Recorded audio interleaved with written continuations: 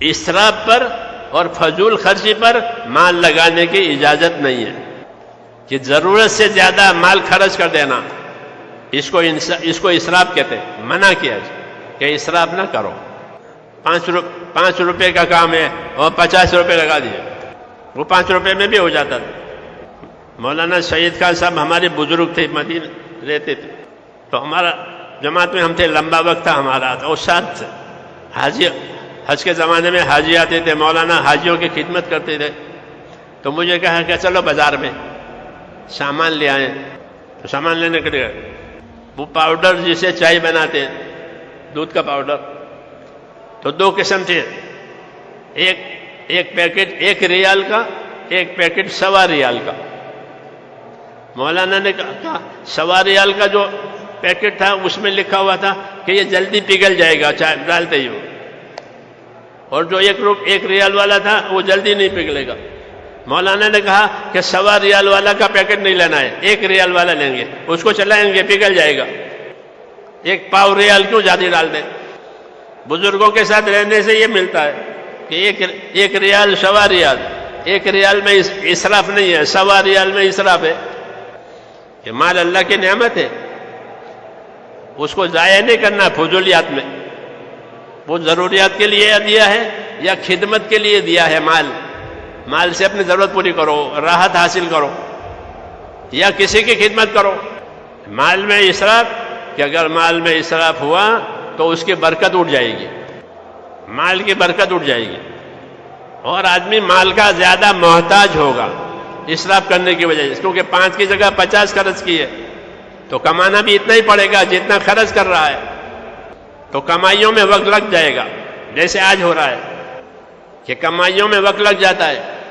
اب دین سیکھنے کے لیے، دین پھیلانے کے لیے وقت نہیں ہے، یہ اسراف کی نحوست ہے کہ زندگیاں اسراف پر آ گئی۔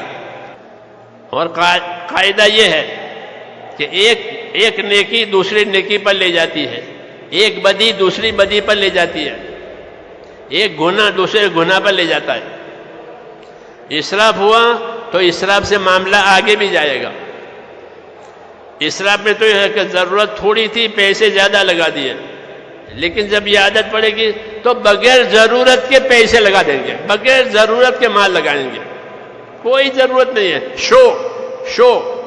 شو پر پیسے لگتے ہیں، اس کو تبذیر کہتے ہیں کہ بلا ضرورت مال خرچ کر دیا، کوئی ضرورت نہیں ہے، بس شو ہے، شوق ہے، اس کو تبذیر کہتے ہیں۔ یہ شیطانی، یہ روش شیطانی ہے، شیطان نے یہ راستہ سکھایا ہے کہ نبی جس طریقے سے جان مال لگانے کو کہے وہ نہیں، بلکہ اس کے مقابل کی چیز لائے۔ حدیثوں میں ہے کہ نبی تو کہیں کہ اسراف مت کرو، مال اور جان تقوی کے ساتھ خرچ کرو، اور شیطان کو اسراف پر ڈالے گا، تبذیر پر ڈالے گا، شوق پر، شو پر مال لگاؤ، تو یہ مالوں کے محتاج ہوں گے، کمائیوں کے محتاج ہوں گے، اب ان کے پاس دین والی بات نہیں رہے گی۔ یہی ہو گیا، یہ لائن شیطان نے کھولی ہے، اب وہ نبی کے طریقے پر نہیں رہیں گے۔ یہ بات شیطان نے کہی ہے کہ میں ان کو نبی کے طریقے سے ہٹاؤں گا کہ اپنی جان مال میں آزاد ہو جائیں گے، اب طریقے پر نہیں رہیں گے۔ تبلیغ کے اور دعوت کے جو اصول ہیں کہ بھائی اسراف سے بچو، سوال کرنے سے بچو، لالچ سے بچو، جان مال کو امانت سمجھو، یہ خالی 4 مہینے کے لیے اصول نہیں ہے، یہ 4 مہینے میں اصولوں پر اور بات کہ نہیں، یہ تو ساری زندگی کے لیے ہے، کہ جو اصول بنائے تھے ساری زندگی کے لیے، کہ اس سے زندگی دین پر آئے گی، جہالت سے نکل جائے گا، حقوق برباد کرنے سے بچ جائے گا، حقوق برباد کرنے سے بچ جائے گا، کسی کا حق دبایا ہے تو دے دے گا، کیونکہ خوف پیدا ہوا ہے، خوف پیدا ہوا ہے تو دبایا ہوا حق دے دے گا۔ ہاں، اس کی مثالیں ہو گئی کہ اب ڈر پیدا ہو گیا۔ ہم سے آ کر مسئلہ پوچھتے تھے کہ میں تو ریلوے میں، میری سروس تھی ریلوے کی، لوگوں سے رشوت کھائی ہے، اب 4 مہینے لگے، اندر نور پیدا ہوا تو وہ رشوت چھپ رہی ہے کہ میں نے لوگوں کی رشوت کھائی ہے، رشوت کھائی ہے، رشوت کا بندہ گناہ چھپتا ہے، تو پوچھتے ہیں میں کیا کروں؟ رشوت کھائی ہے کہ مسئلہ کھلا ہوا ہے، جس کی کھائی اس کو واپس کرو. ہاں اور کیا ہے، یہی بات ہے، واپس کرو. تو یہ پیدا ہوا کہ میں نے رشوت کھائی ہے، نہیں تو رشوت اچھی لگتی تھی، اب اندر چبھ رہی ہے کیونکہ ایمان بنا ہے. جب ایمان بنے گا تو گناہ چبھے گا. جیسے بدن سن ہو جاوے تو کوئی پن لگاوے تو کچھ نہیں ہوگا، اور اس کا خون چالو ہو گیا اندر تو چبھے گا اندر. ایسا ایمان کی وجہ سے اندر تازگی آئی ہے تو گناہ چبھیں گے. گناہ کی نشانی یہی ہے کہ گناہ وہ کیفیت ہے جو تجھے اندر چبھن پیدا کرے، اسی کو گناہ کہتے ہیں. تو یہ کیفیت پیدا ہوتی ہے.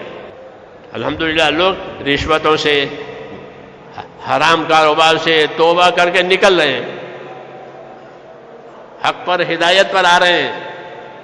اس لیے میرے بھائیوں یہ کام ہے، ایک بنیادی کام ہے، اصلی کام. جیسے اصلی شہد، اصلی گھی، اصلی دودھ، یہ اصلی ہے، نبوت والا کام. سادہ ہر مسلمان کر سکتا ہے، غریب بھی مالدار بھی، اور ہر حال میں کر سکتا ہے، ہر جگہ کر سکتا ہے. ایسا آسان کام دیا ہے. اور فائدے اس کے یہ ہیں کہ آدمی ایمان والا بنے گا، اخلاص والا بنے گا، انصاف والا بنے گا، احسان کرنے والا بنے گا، توبہ کرنے والا بنے گا، اور اللہ سے قریب ہو جائے گا. یہی زندگی کا مقصد ہے کہ زندگی اللہ کو پہچان کر گزارے تاکہ اللہ کا حق ادا کرے، پھر اللہ کے فرمانے سے اللہ کے بندوں کا حق ادا کرے.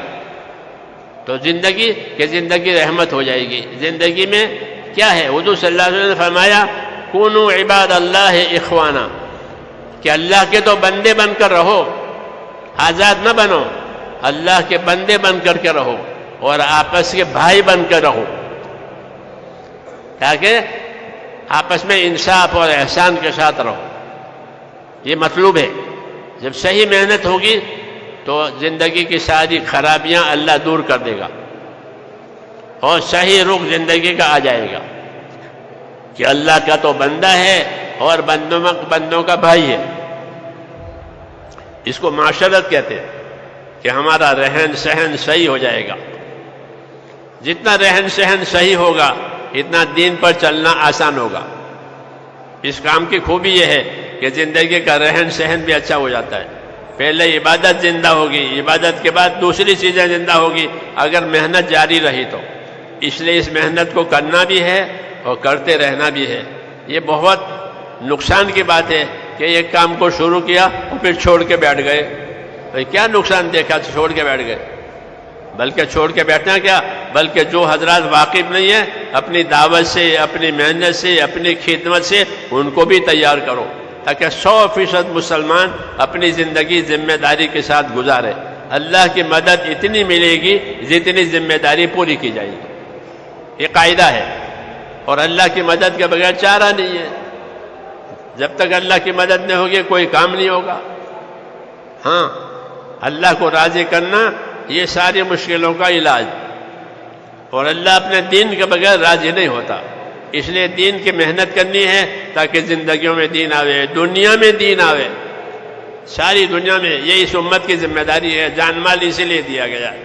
اس لیے میرے بھائیوں اس کام کو اچھی طرح سے سمجھیں اور سمجھ کر کے اپنے آپ کو اس کے لیے تیار کریں کہ مجھے تو یہ کرنا ہی کرنا ہے، جو ہونا ہے وہ ہو جائے گا، کہ کچھ نہیں ہوگا، جو اللہ نے لکھا ہے وہ ہوگا.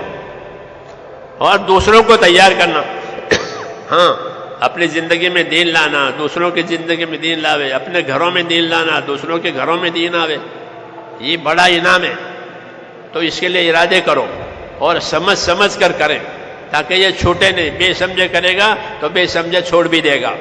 ہاں، سمجھ کر کریں اور اللہ سے دین کی سمجھ مانگیں کہ اللہ مجھے اپنے دین کی سمجھ دے. آپ بتاؤ اس کے لیے تیار ہیں نہیں سب؟ اپنے آپ کو تیار کریں اندر سے. ہاں، اور پھر زندگی کی ترتیب بنا کر موت تک چلنا ہے. پہلی منزل یہ ہے کہ اللہ کے راستے میں ایک مرتبہ 4 مہینے اچھے سے اچھے لگ جائیں، پھر موت تک کرتے رہیں، دوسروں سے کراتے رہیں. اب بتاؤ اس کے لیے جنہوں نے اب تک نام نہیں دیے ہیں وہ اس موقع کو غنیمت سمجھے.